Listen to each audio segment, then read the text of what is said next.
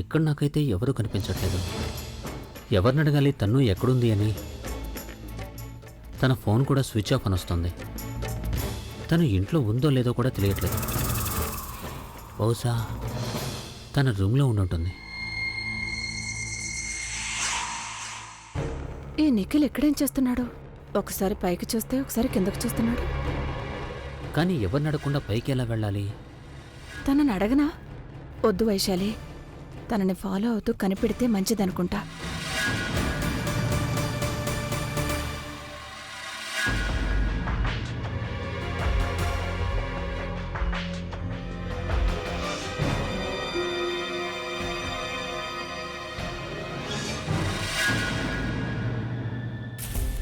మీరు నన్ను భయపెట్టేశారు వదిన గారు. ఎలా ఉన్నారు మీరు? నేను బానే ఉన్నాను, కానీ ఇక్కడ నువ్వేం చేస్తున్నావు? ఇలా దొంగలాగా నువ్వు ఒకసారి పైకి చూస్తున్నావు, ఒకసారి కిందకు చూస్తున్నావు. ఏం జరుగుతోంది? వదిన గారు నాకెవరూ కనిపించలేదు, అందుకే నేను జస్ట్... ఇక్కడ ఎవరూ లేనప్పుడు నీకెలా కనిపిస్తారు చెప్పు? అంటే నా ఉద్దేశం ఏంటంటే ఇక్కడ నాకు ఎవరూ కనిపించలేదు, ఎవరైనా అడుగుదామంటే నేను పైకి వెళ్ళొచ్చా లేదా అనేది. వదిన గారు మీరు నాకు చిన్న పని చేసి పెడతారా? అభికి మీరు మెసేజ్ ఇస్తారా నేను తనని కలవాలనుకుంటున్నానని? మీకు నేను ఎలా కనిపిస్తున్నాను? పని మనిషిలాగానా? నేను ఈ ఇంటి కోడల్ని, పని మనిషిని కాదు. మీరు చెప్పిన పని కోసం పైకి వెళ్ళడానికి. నా ఉద్దేశం అది కాదు. నేను అది... అయితే ఏంటి నీ ఉద్దేశం? మీకు అంతగా అభిని కలవాలనుంటే తనకు ఫోన్ చేయొచ్చు కదా. అడగండి ఎక్కడున్నాడో. లేకపోతే మీరు కాస్త కష్టపడి మెట్లెక్కి పైకి వెళ్ళండి. తన రూమ్ లో ఉన్నాడో లేదో చూడండి. అలాగే ఎందుకో తెలియదు కానీ ప్రతి వాళ్ళు నన్ను పని మనిషి అనుకుంటారు. వైశాలి, 1-2 మంచి డ్రెస్సులు కొనుక్కో, లేకపోతే వచ్చిన వాళ్ళందరూ నిన్ను ఈ ఇంటి పని మనిషి అని అనుకుంటారు. ముందు నేను తన్ను రూమ్కి వెళ్ళి చెక్ చేస్తాను. ఒకవేళ తను కనిపించలేదంటే అభి రూమ్కి వెళ్తాను. మిగతా విషయాలన్నీ మీరు చెక్ చేయండి. ఏమైనా చేంజెస్ ఉంటే నేను అక్కడికి వచ్చిన తర్వాత అప్డేట్ చేస్తాను. అలాగే. లేదు, యాక్చువల్లీ ఆ విషయం కరెక్టే. నేను ఈరోజు రాత్రికి ఒక మీటింగ్ కోసం అహ్మదాబాద్ వెళ్తున్నాను. తిరిగి వచ్చిన తర్వాత మీకు కాల్ బ్యాక్ చేస్తాను. ఓ నో, ప్రవీణ్ వస్తున్నాడు. వాడు చూశాడంటే 100 ప్రశ్నలు అడుగుతాడు. నేను మాటికి ఇంటికి వచ్చానంటే అందరికీ అనుమానం వస్తుంది. ప్రస్తుతానికి ప్రవీణ్ని అవాయిడ్ చేస్తాను. Okay, thank you.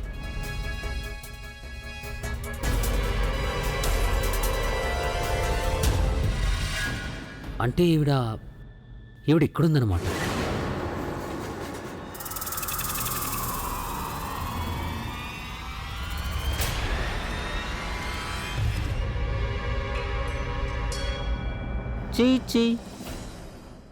చీ. నమస్తే ఆంటీ గారు, ఎలా ఉన్నారు? ఏది నన్ను చూడనివ్వండి.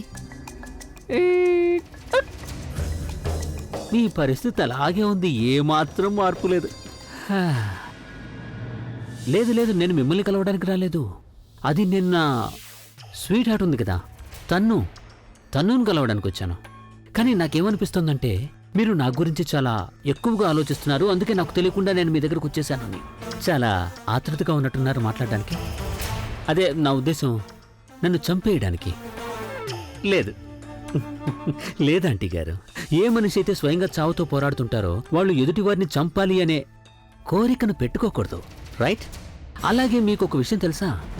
ఇదంతా త్వరలో అంతమైపోతుంది. నిజంగా మీకు నా గురించి నిజం తెలిసిపోయింది సరళ గారు. రఘు విషయంలో ఏం జరిగిందో తెలుసా మీకు? అంతం ఫినిష్. ఎవ్వరికి దీని గురించి ఏమాత్రం తెలీదు. మీ విషయంలో కూడా ఎలా అయితే మీరు ఇక్కడ సైలెంట్గా పడుకొని ఉన్నారో అలాగే సైలెంట్గా ఎవ్వరికి దాని గురించి తెలీదు. మీరేం కంగారు పడకండి ఆంటీ గారు. ఏంటి తిట్లు వస్తున్నాయా మీకు? మనసులోనే మీరు తిట్టుకుంటున్నారు కదా నన్ను. మీరు సరళ గారు, అడ్వైజ్ ఇవ్వనా? ఈ వయసులో మీరు భగవంతుడిని ప్రార్థన చేయండి సరళ గారు. మీ పరిస్థితి ఇప్పుడు ఎలా ఉందో అలాగే ఉండాలని. ఒకవేళ నయమైందంటే అప్పుడు నేను మిమ్మల్ని స్వయంగా పైకి పంపించేస్తాను. ఒక్కసారి పెళ్లి జరగనివ్వండి, ఆ తర్వాత నేనే స్వయంగా అందరికీ నిజం ఏంటో చెప్పేస్తాను. గీత మీద ప్రమాణం చేసి మరి. సరేనా? డీల్ చేసుకుందామా? ఏదో అంటున్నారు కదా, ఇంకాస్త గట్టిగా చెప్పండి. గట్టిగా చెప్పండి. ఇంకా గట్టిగా చెప్పండి. ఇంకాస్త గట్టిగా. ఏంటి ఏం చేస్తున్నారు మీరు? ఏం చేస్తున్నారు? వదలండి. ఇప్పటి వరకు బానే ఉన్నారు కదా, వదలు. ముసల్ది నన్ను చంపడానికి వచ్చింది. చంపే పని నాది. ఏం చేస్తున్నావు? వదులు. ముసల్దానా, వదలవే.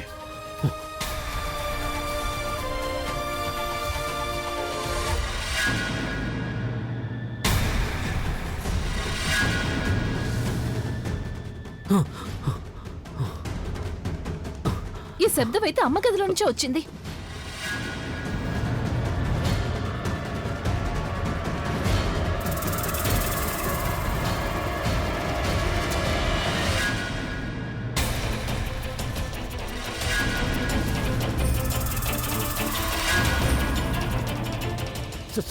సరళ గారికి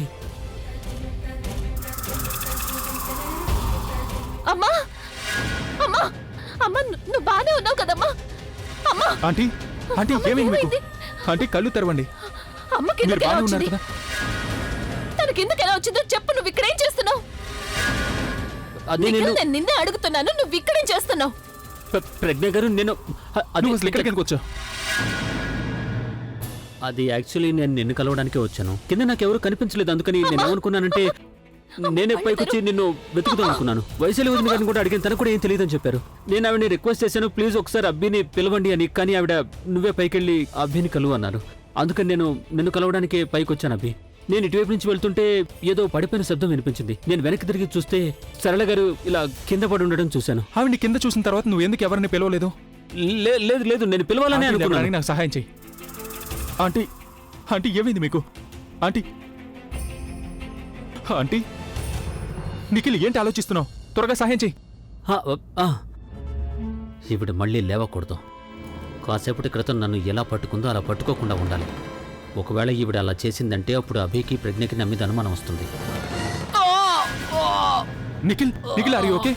అభి కాస్త కాలు స్లిప్ అయిందంతే. నిఖిల్కి ఐస్ పెట్టు. ఆంటీ నెమ్మదిగా నెమ్మదిగా. అభి నేను ఇప్పుడే వస్తాను. Oh damn it. ఇప్పుడు చెప్పు, అసలు ఏమైంది? సర్లే అంటే అక్కడికి ఎలా వచ్చారు? ఆవిడ స్వయంగా అక్కడికి వచ్చిందని మాత్రం చెప్పదు నువ్వు నాకు, ప్లీజ్. పిచ్చిగా కూడా ఆపుతావు తను. నువ్వు దేనికైనా ఒక హద్దు ఉంటుంది, ఎందుకు అర్థం చేసుకోవట్లేదు? అసలే ఇంత జరిగాక నాకు బుర్ర పనిచేయట్లేదు. పైగా ఈ నొప్పి ఒకటి. ఏ నొప్పి? నిన్ను అక్కడ చూసాక నాకు ప్రాణం పోయినంత పనైంది. అభిప్రజ్ఞ నిన్ను అక్కడ చూసేశారు కూడా. యునో, ఒక్క క్షణం మన గేమ్ మొత్తం క్లోజ్ అయిపోయిందని అనిపించింది నాకు.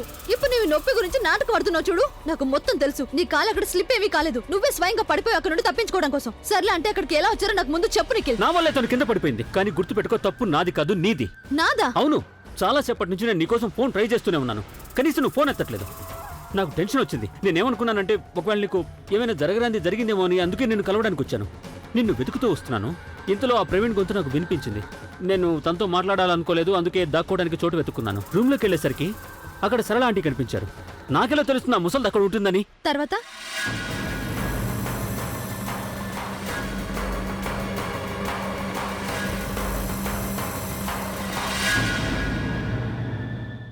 నీకు మధ్య పోయినట్టుంది నిఖిల్. ఇదంతా చేయాల్సిన అవసరం ఏముంది నీకు?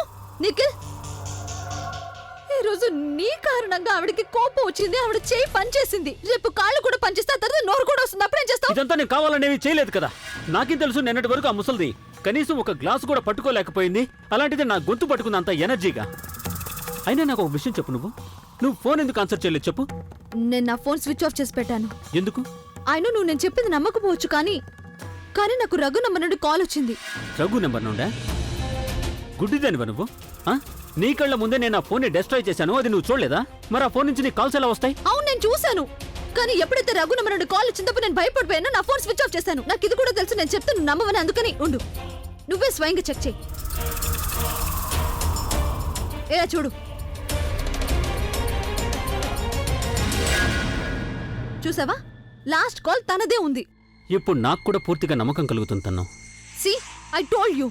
నువ్వు పూర్తిగా పిచ్చిదానివైపోయావు తను. మొబైల్ని నేను కాదు నువ్వే చెక్ చేయాలి. చూడు చూడు చూడు, నీ లాస్ట్ నెంబర్ ఎవరిదో చూడు.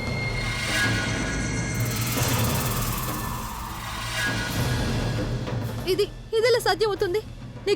నిఖిల్ బిలీవ్ మీ, నాకు రఘు నంబర్ నుండి, ఆ ఫోన్ నుండి కాల్ వచ్చింది. నాకు బిలీవ్ మీ. అయితే మరి ఆ నంబర్ని నేను డిలీట్ చేశానా? లేదు, నాకేమనిపిస్తుందంటే రఘు దయ్యం మొబైల్లో దూరి మొత్తం డిలీట్ చేసినట్టుంది. For heaven's sake, తను ప్లీజ్ ఈ దయ్యాల భూతాల కథలు ఆపేస్తే ఇక బాగుంటుంది. నువ్వు ఏమైతే చెప్తున్నావు వాటిని ప్రూవ్ చేయగలవా? పైగా అందరూ నిన్ను పిచ్చిదాన్ని అనుకుంటున్నారు అంటున్నావు. అదే పిచ్చిదాన్ని అనుకోకపోతే ఇంకేమనుకుంటారు? అమ్మా తల్లి, పద మనం వెళ్ళి ముందు ఆ సరళ ఆంటీ పరిస్థితి ఎలా ఉందో చూద్దాం. పదా. కానీ ఇది ఎలా సాధ్యం అవుతుంది నిఖిల్? నాకు రఘు నంబర్ నుండి ఫోన్ వచ్చింది. తను నువ్వు వస్తున్నావా లేదా?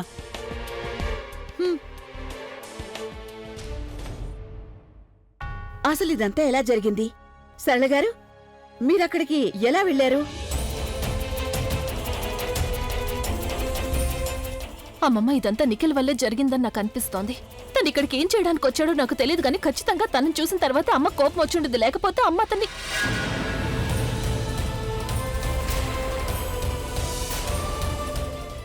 ఏదేవైనా అమ్మమ్మ, మంచి విషయం ఏమిటంటే మనం సరైన సమయంలో ఇక్కడికి వచ్చేసాం. లేకపోతే ఏం జరుగుండేదో తెలీదు. ఇదంతా కేవలం మన తప్పే. సరళ గారి దగ్గర ఎవరూ లేరు కదా. ఇంత జరిగాక కూడా ఈ విషయం ఎలా మర్చిపోయాం?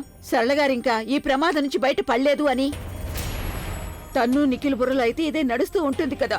వాళ్ళ రహస్యం గురించి సరళ గారికి అంతా తెలుసు అని. కొన్ని రోజుల వరకు మనం బ్లాక్ మెయిలర్ పేరుతో వాళ్ళిద్దరినీ బిజీగా ఉంచగలిగాము. కానీ ఎప్పుడైతే వాళ్ళిద్దరూ రఘుని అంతం చేసేశారో అప్పుడు వాళ్లకున్న ఒక సమస్య పూర్తిగా అంతమైపోయిందని అనుకుంటారు కదా. ఇప్పుడు వాళ్ళకి సరళ గారే వాళ్లకున్న ఆఖరి సమస్య అనుకుంటూ ఉంటారు కదా. ఇక ఇవన్నీ అవకాశం చూసుకుని అంతం చేయాలనుకుంటారు. ప్రజ్ఞ, మనం ఇంతకు ముందు కంటే చాలా అలర్ట్గా ఉండాల్సి ఉంటుంది. ఆ అవసరం ఇక ఉండదమ్మమ్మ. ఎందుకంటే ఈరోజు నేను సమస్యని ఇక్కడితో అంతం చేయాలనుకుంటున్నాను. ఈ రోజు రాత్రి తను జీవితంలో ఎంత భయంకరమైన రాత్రిగా మారుతుందంటే, ఈ రోజు తనని ఎంతగా భయపెడతావంటే నిజం చెప్పడం తప్ప తనకి వేరే దారి లేకుండా ఉండాలి. మనం ఈ విషయాన్ని రఘుకి పూర్తిగా అర్థమయ్యేటట్టు చెప్పాలంతే. దాని గురించి నువ్వేం కంగారు పడకు. రఘు ఈ విషయంలో చాలా మంచి ప్లాన్ వేశాడమ్మా. తను ఏమన్నాడంటే, ఈ రోజు రాత్రి తన్ను జీవితంలో మర్చిపోలేని రాత్రిగా మారుస్తానన్నాడు. రఘు ఏం చేసినా ఒక్క విషయాన్ని గుర్తుపెట్టుకోవాలి. తన్ను కడుపులో పెరుగుతున్న బిడ్డ సేఫ్గా ఉండాలి అని. అది నేను డాక్టర్ గారితో ఇప్పుడే మాట్లాడాను. కాసేపట్లో వస్తా అన్నారు.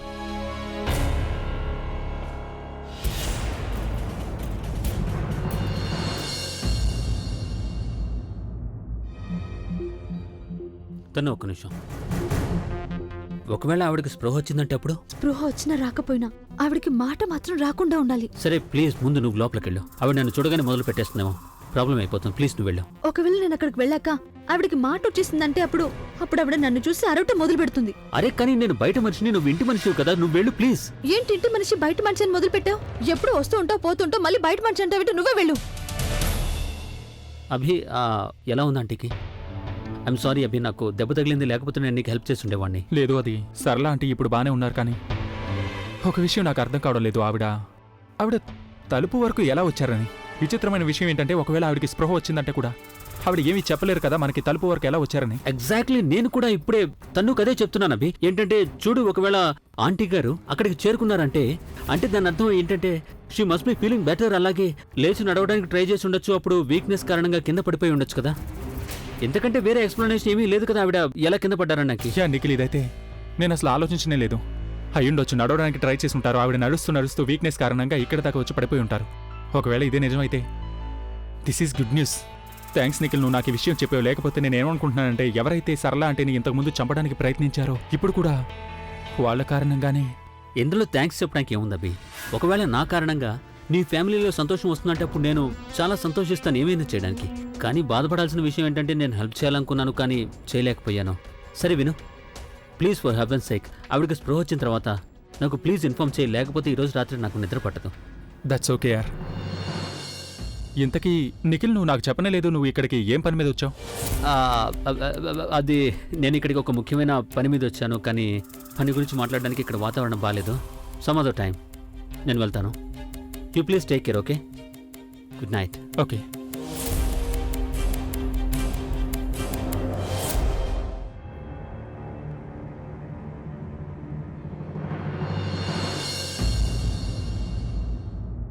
అది నేనేం ఆలోచిస్తున్నానంటే, మనం నెగిటివ్గా ఆలోచించకూడదు. ఎవరికి తెలుసు, సరళ ఆంటీని చంపాలని ఎవరూ ప్రయత్నించలేదేమో. ఆవిడే స్వయంగా తలుపు వరకు నడుచుకుంటూ వచ్చారేమో. వీక్నెస్ కారణంగా అక్కడ పడిపోయి ఉంటారు. బహుశా తను సరిగానే చెప్పినట్టున్నాడు. ఎవరు సరిగ్గా చెప్పారు? అదే నిఖిల్. నిఖిల్, ఐఎమ్ షూర్ అమ్మకి పరిస్థితి రావడానికి కారణం నిఖిల్ అయ్యుంటాడు. మీరు సరిగ్గానే చెప్పారు. నేను ఒప్పుకుంటాను, మనం మంచిగానే ఆలోచించాలి. కానీ నాకేమనిపిస్తోందంటే, అమ్మ స్వయంగా లేచొచ్చి కింద పడిపోదు అని. పారాలసిస్ వచ్చిన పేషెంట్ ఎలా ఒకవేళ లేచొచ్చి... మనం పాజిటివ్గా ఆలోచిస్తే పాజిటివ్గానే జరుగుతుంది. అందుకని మనం పాజిటివ్గానే ఆలోచించాలి. అలాగే ఈ టైంలో మనం ఆంటీ గారిని చాలా జాగ్రత్తగా చూసుకోవాల్సి ఉంటుంది. అదే మంచిది.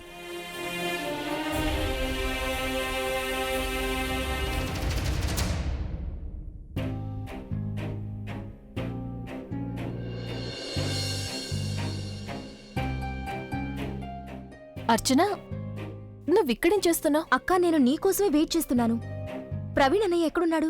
అర్చన, నేను నీకు చెప్పడం మర్చిపోయాను. ప్రవీణ్ ఏదో పని మీద అహ్మదాబాద్ వెళ్ళాడు. తనకి వెళ్ళాలని లేదు గాని నేనే చెప్పాను ఈ గొడవలో పడి పనిని ఇగ్నోర్ చేయడం మంచిది కాదని. అది కాకుండా ఇక్కడ మనం మేనేజ్ చేసుకుంటాం కదా. ఇంతకీ రఘు తన్నుకి ఫోన్ చేశాడా? ఈ పాటికి ఫోన్ చేసే ఉంటాడు. ఎందుకంటే మన మొదటి స్టెప్ తన్నుకి ఫోన్ చేయడమే కదా. సరే, మనం ఒక పని చేద్దాం. వెళ్ళి తన్ను రూమ్లో చెక్ చేసి చూద్దాం. మనం తనని ఇప్పటి నుంచే కనిపెడుతూ ఉండడం మంచిది. సరే పదక్క.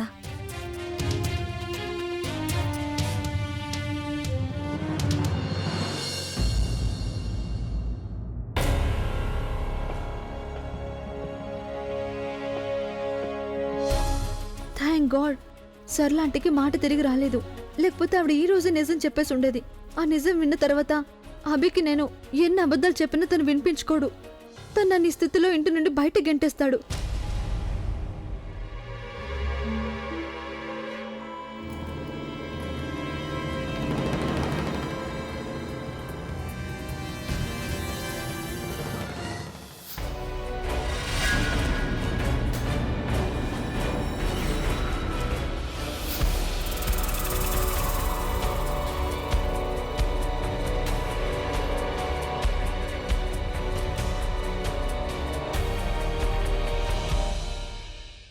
అనవసరంగా భయపడకు.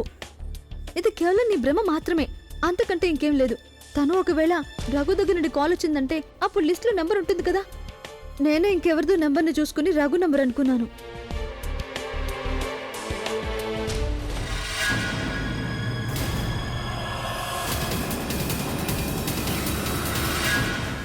ఏమీ ఆలోచించొద్దు. నువ్వు గట్టిగా కళ్ళు మూసుకొని పడుకో. ఒకవేళ నిజంగానే గదిలో ఏమైనా ఉందంటే దాని గురించి నాకు రేపు నిజం తెలిసిపోతుంది కదా.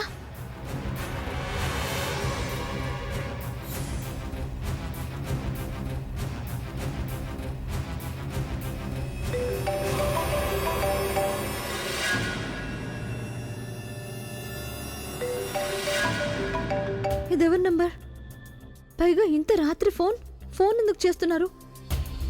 ఒకవేళ రఘు దయ్యం నాకు ఫోన్ చేయడం లేదు కదా ఇప్పుడు. కానీ దయ్యం నెంబర్ ఎలా మారుస్తుంది అసలు? దయ్యం వెళ్ళి మనిషిలాగా వేరే సిమ్ కార్డ్ అయితే కొనలేదు కదా. హలో హలో, ఎవరు? నేను నిఖిల్ని మాట్లాడుతున్నాను. నిఖిల్, నువ్వా? ఇదేంటి నీ గొంతుకు ఏమైంది? గొంతు గురించి పక్కన పెట్టు, తొందరగా బయటికి రా. నేను నీతో ముఖ్యమైన విషయం మాట్లాడాలి. అన్నట్టు నువ్వు కార్డు తీసుకురా. నీకేమైనా పిచ్చి పట్టిందా? నేను ఇంత రాత్రిపూట బయటకు రావాలా? నువ్వు వస్తావా, లేకపోతే నేనే నీ కోసం లోపలికి రానా? లేదు లేదు, నేనే బయటకు వస్తాను. నేను వస్తాను, కానీ నాకు కాస్త టైం పడుతుంది. ఎవరికి తెలియకుండా రావాలి కదా. సరే, నేను వెయిట్ చేస్తూ ఉంటాను. ఓకే.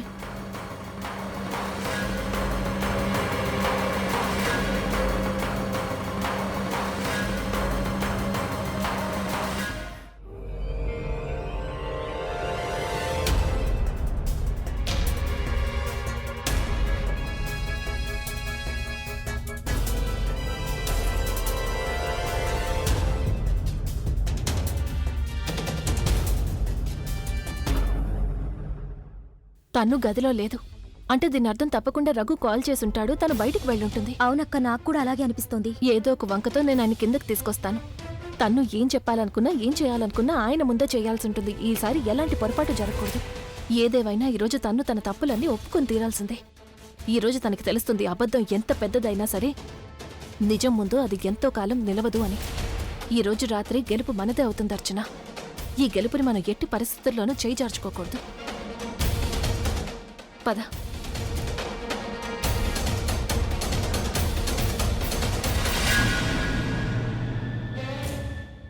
ఈ నిఖిల్ ఎప్పుడు ఇంతే, ఎప్పుడు రాంగ్ టైంలోనే పిలుస్తుంటాడు, కానీ తను మాత్రం టైంకి రాడు. ఇప్పుడు నన్ను కార్ స్టార్ట్ చేస్తే ఖచ్చితంగా సౌండ్ వినిపిస్తుంది కదా. ఈ టైంలో తనకి కార్ ఎందుకు కావాల్సి వచ్చింది?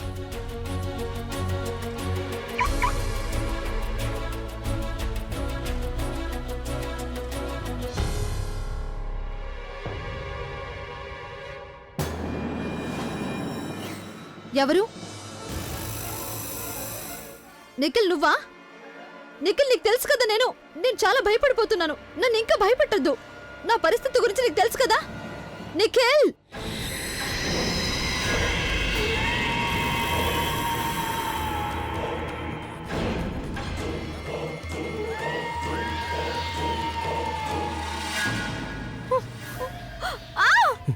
చెప్పాను కదా నీకు, నిన్ను చంపేస్తాను అని. ప్లీజ్ నన్ను క్షమించు. నా వల్ల నిన్ను క్షమించాలా? మరి నువ్వు నాకేం చేసావో దాని సంగతి ఏంటి? నువ్వు ఎంత పాపం చేసావంటే ఈ జన్మలో నిన్ను ఎన్నిసార్లు చంపినా అది నీకు చాలా తక్కువ అవుతుంది. ఇప్పుడు కేవలం చావుతోనే ముక్తి లభిస్తుంది నీకు, అలాగే నాకు కూడా.